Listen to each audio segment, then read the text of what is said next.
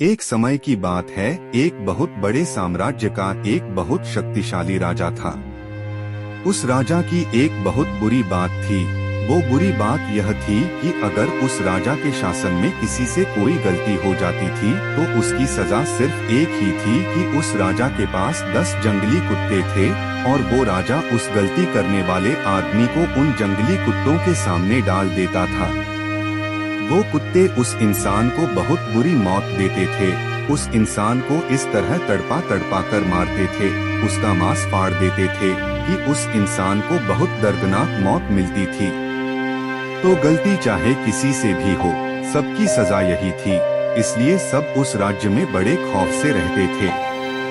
तो एक बार उस राज्य के महामंत्री से एक भूल हो जाती है, एक गलती हो जाती है और वो गलती हिसाब करने में होती है। अब वो महामंत्री राजा से माफी भी मांगता है कि मैं इतने सालों से काम कर रहा हूँ, मुझसे हिसाब में कुछ गलती हो गई, मुझे माफ कर दीजिए।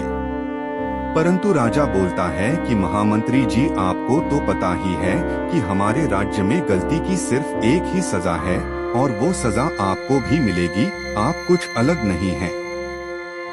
अगर मैंने आपको छोड़ दिया तो प्रजा में बड़ा गलत संदेश जाएगा, इसलिए मैं आपको नहीं छोड़ सकता।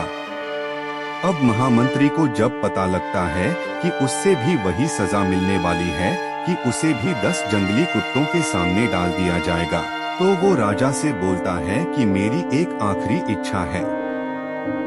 तब राजा उसे अपनी आखिरी इच्छा बताने को बोलता है।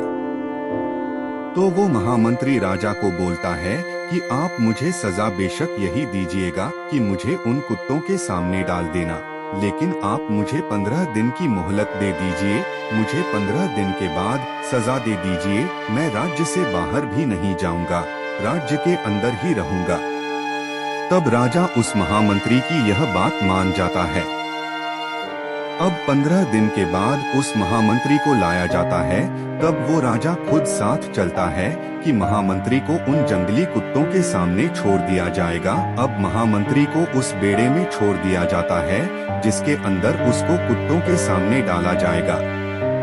राजा ऊपर से देख रहा होता है कि वो कुत्ते महामंत्री को काट नहीं रहे, महामंत्री के ऊपर कुत्ते भौंक नहीं रहे, बल्कि उसे चाट रहे हैं, उसे प्यार कर रहे हैं।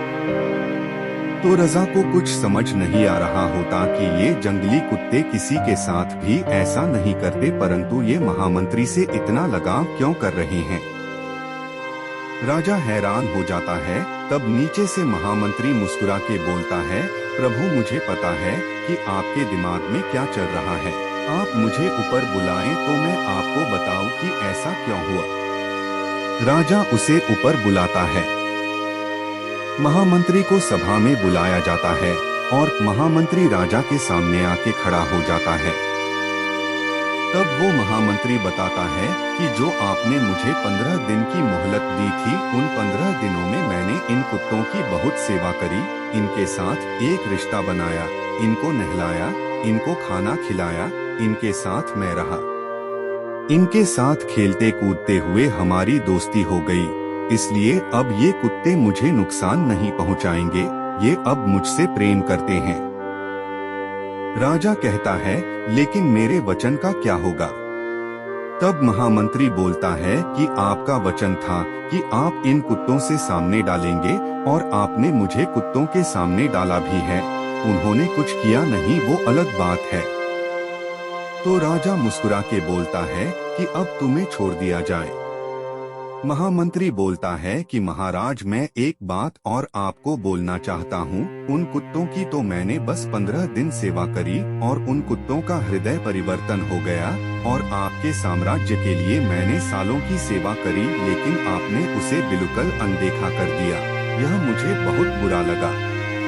तो दोस्तों, हमारी जिंदगी में भी ऐसा बहुत बार होता है। हम लोगों के लिए जिंदगी भर बहुत कुछ करते हैं, पर जब कद्र करने का वक्त आता है तो लोग कद्र नहीं करते, और किसी के लिए कुछ ही दिन आप कर दो तो उसके लिए आप भगवान रूप बन जाते हो। स्टोरी 2। एक बार की बात है, एक ईगल एक पहाड़ की चोटी पर कुछ अंडे देती है और एक अंडा पहाड़ से लुढ़ककर नीचे आ जाता है, लेकिन वो अंडा टूटता नहीं है। वो अंडा नीचे गिर जाता है और नीचे एक फार्म हाउस होता है। उस फार्म का जो मालिक होता है वो उस अंडे को उठाता है और सोचता है कि पता नहीं ये किसका अंडा है। वो उस अंडे को अंदर ले जाता है जहाँ पर बहुत सारी मुर्गियाँ होती हैं। वो उस अंडे को मुर्गी के आलने में रख देता है जहाँ और भी अंडे पड़े होते हैं। अब वो मुर्गी उस अंडे को अपना अंडा समझ लेती है और उसे गर्मी देती है और एक दिन उन अंडों में से चूजे बाहर निकलते हैं।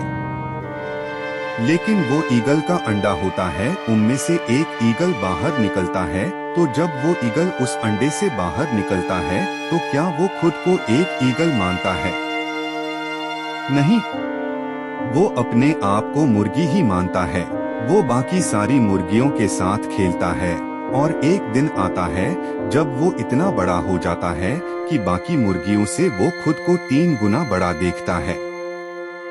उसे दिखता तो है कि वो इन सबसे बड़ा है, लेकिन वो खुद को एक मुर्गी ही समझता है। एक दिन वो सारे खेल रहे होते हैं और तभी आसमान से जमीन पर एक परछाई दिखती है। तो वो मुर्गियां कभी ऊपर आसमान में नहीं देखती, हमेशा ग्रुप में रहती हैं। तो जैसे उन्हें लगता है कि कुछ खतरा हो सकता है तो सारी मुर्गियां अंदर भाग जाती हैं और छुप जाती हैं। लेकिन ईगल आसमान में देख भी सकता है और ऊपर उड़ भी सकता है। तो वो ऊपर देखता है कि एक बहुत बड़ा पंछी नीचे उड़कर आ रहा है। वो नीचे उतरकर उसी फार्म में आ रहा है। तो वो ईगल कहीं जाता नहीं है। अब ईगल का बच्चा देखता है कि एक बाज सामने उतरकर आया है और वो बाज उसे बोलता है कि तुम यहाँ क्या कर रहे हो? तुम भी एक बाज हो, तुम इन मुर्गियों के बीच क्या कर रहे हो? तब वो ईगल का बच्चा बोलता है कि मैं बाज नहीं, मैं तो एक मुर्गी हूँ, इसलिए इनके साथ खेल रहा हूँ। तब वो बाज बोलता है कि नहीं, तुम अपने आप को देखो, अपने बड़े आकार को देखो, तुम मुर्गियों से कितने बड़े हो। तुम्हारे पंखों में वो जान है कि तुम आसमान में उड़ सकते हो, बादलों के ऊपर उड़ सकते हो, तुम पहाड़ की चोटी पर जा सकते हो।